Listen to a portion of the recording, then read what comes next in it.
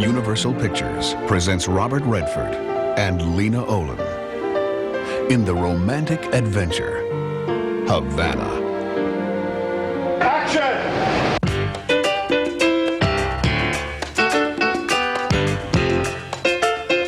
Cut. Good. Once more, right away. Havana is directed by Sidney Pollack, Academy Award-winning director of Out of Africa. It's a love story that takes place during the week of Christmas, 1958, which was the last week Batista was in power, before Castro came in. It was the last week of this kind of fun circus that Havana was. It was the 50s jet setters' haven, full of gambling, full of burlesque, full of every kind of hedonistic pleasure possible. You know, this isn't like the States. People fool around here.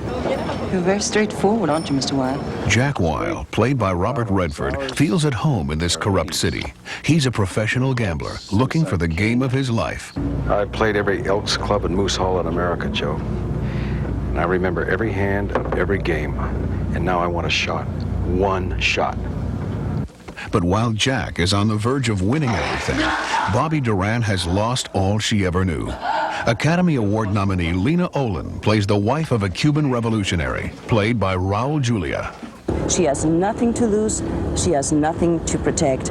And then I think, in a weird and strange way, that is the moment for somebody to be able to reach you. And I think that is why Jack reaches her. How many times have you lost everything? Lots of times, yes.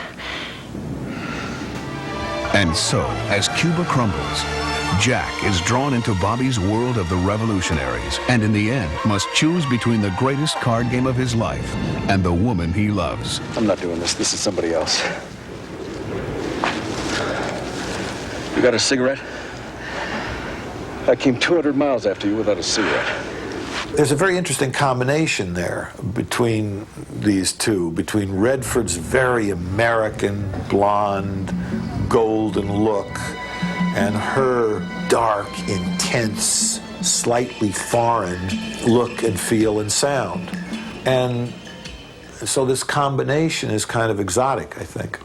Jesus, you can't live ideas. What's really going on happens before ideas.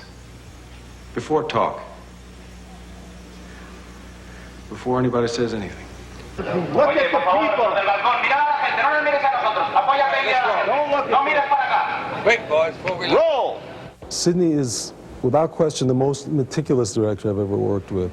As co-star Alan Arkin says, Havana's director Sidney Pollack demanded attention to detail, and that drew him into the greatest challenge yet of a career that's included films like The Way We Were and Out of Africa. One of the reasons that I agreed to do, finally to do the picture, was I honestly believed, naively, that we would have an opportunity to film in Cuba. But because of the severely strained relationships, the United States government won't permit any hard dollars to be spent there. So the next question was, where can we duplicate Havana?